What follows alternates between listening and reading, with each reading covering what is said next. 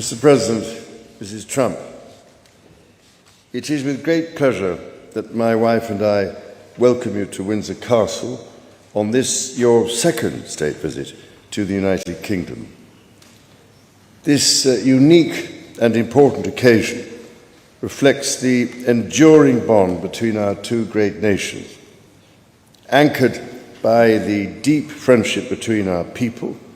This relationship, which, with good reason, we and our predecessors have long called special, has made us safer and stronger through the generations. Our people have fought and died together for the values we hold dear. We have innovated, traded, and created together, fueling our economies and cultures through myriad forms of exchange.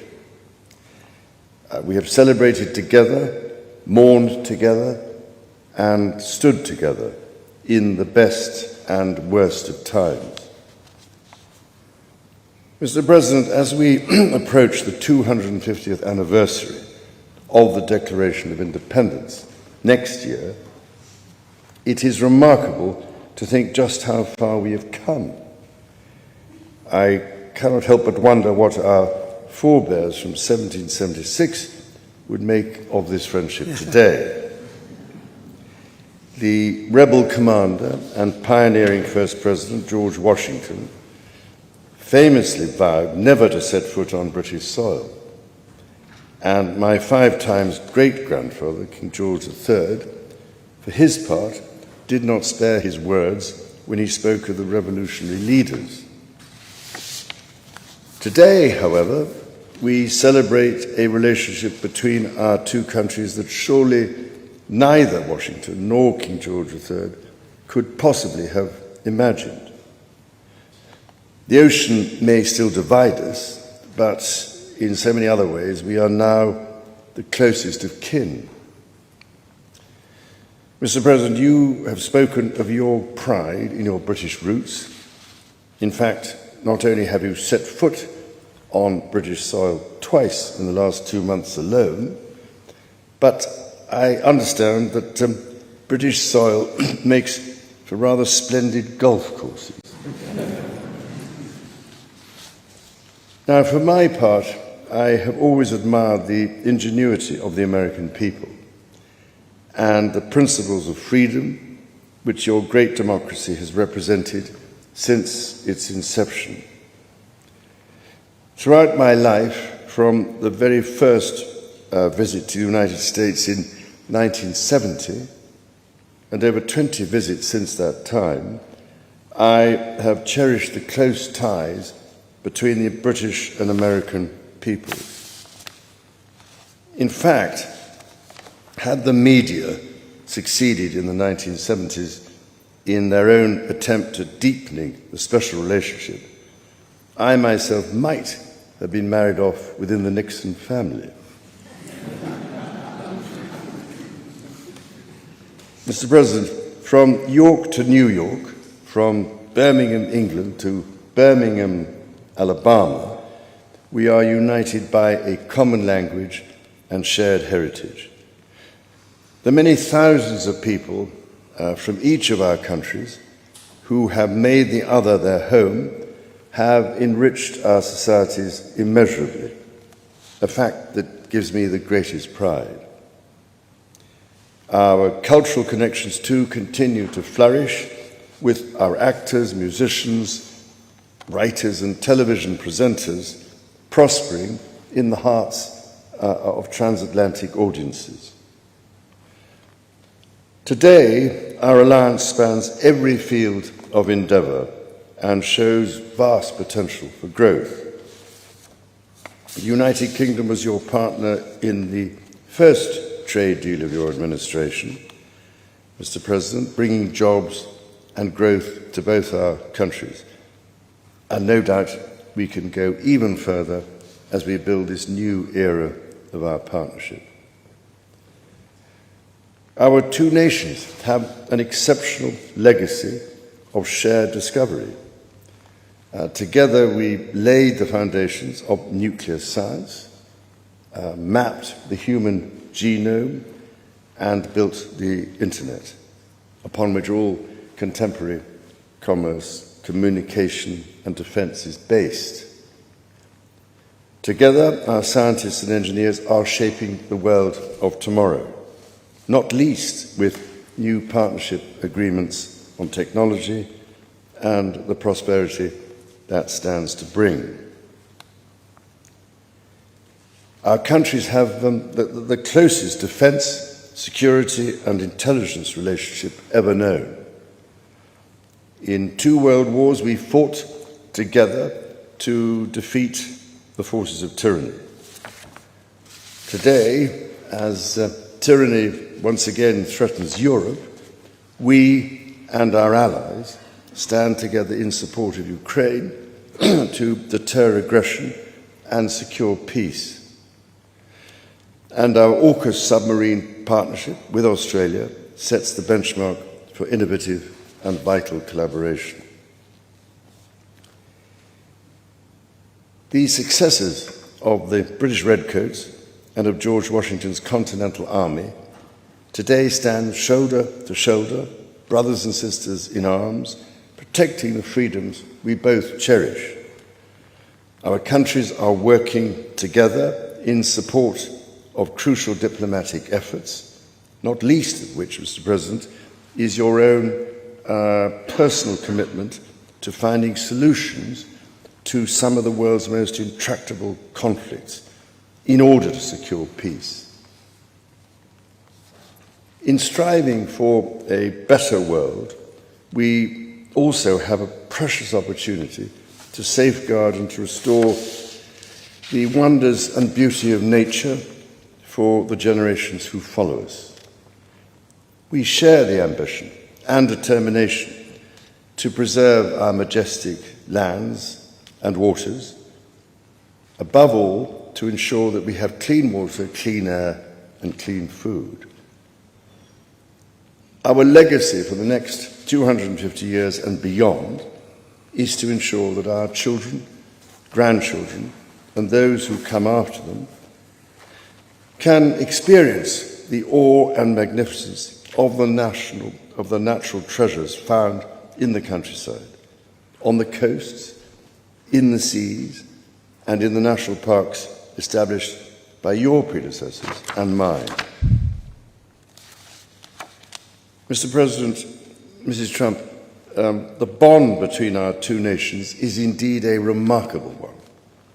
Forged in the fire of conflict, it has been fortified through our shared endeavours and burnished by the deep affection between our people. Tested time and again, it has borne the weight of our common purpose and raised our ambition for a better world. So, in renewing our bond tonight, we do so with unshakable trust in our friendship and in our shared commitment to independence and liberty. Therefore, as we celebrate this unparalleled partnership, allow me to propose a toast to President Trump and the First Lady, and to the health, prosperity, and happiness of the people of the United States of America.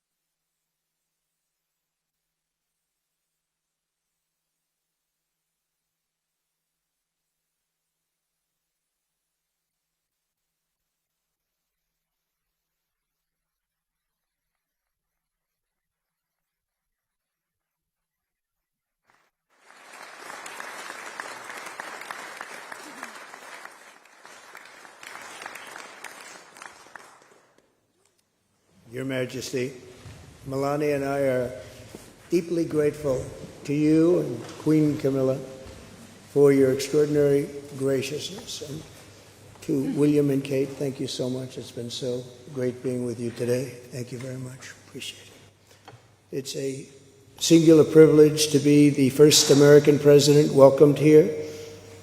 And if you think about it, it's a lot of presidents, and this was the second state visit, and that's the first, and maybe that's going to be the last time. I hope it is, actually. But this is truly one of the highest honors of my life. Such respect for you and such respect for your country. For many decades, His Majesty the King has epitomized the fortitude, nobility, and the spirit of the British monarchy and the British people. He's dedicated himself to preserving the glory and unique character of this kingdom, restoring life to the rivers and streams, supporting the works of its artists and composers, planting trees and gardens in its countryside. And I just visited one of the most beautiful I've ever seen that you just completed, and protecting the architectural integrity of cities, villages, and towns. He has uplifted the poor, cared for rural farmers, and tended to wounded veterans like nobody else. I'll tell you that I just stood in line and shook about 150 hands, and the king knew every single person and every single company, and some of them had bad names like XYZ-Q3, and he knew every one of them, or at least I think he did, because nobody was complaining. I was very impressed with that. But I just want to say that His Majesty has also raised a remarkable son in His Royal Highness, Prince of Wales. Really amazing. We've gotten to know you, and I think you're going to have an unbelievable success in the future. Melania and I are delighted to visit again with Prince William and to see Her Royal Highness, Princess Catherine, so radiant and so healthy, so beautiful. It's really a great honor. Thank you. Many years ago, His Majesty opened his archives to a biographer. Among the documents was a letter from 1993 in which he described the patriotism and guided his many projects. He wrote that he was, quote, entirely motivated by a desperate desire to put the great back into Great Britain. In the finest tradition of British sovereigns, he has given his whole heart, everything he's got, to those parts of Britain that are beyond the realm of mere legislation. It's not easy, but which define its essence and its virtue, its harmony and its soul. It's an amazing calling, and there's nobody that's answered that calling like you have. A fifth of all of humanity speaks, writes, thinks, and prays in the language born on these isles and perfected in the pages of Shakespeare and Dickens and Tolkien, Lewis, Orwell, and Kipling. Incredible people, unbelievable people like we have rarely seen before, probably won't see again.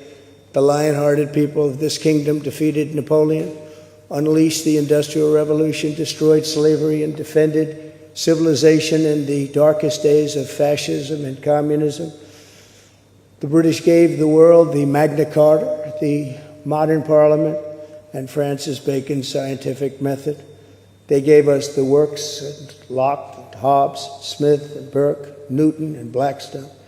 The legal, intellectual, cultural, and political traditions of this kingdom have been among the highest achievements of mankind. There's really never been anything like it.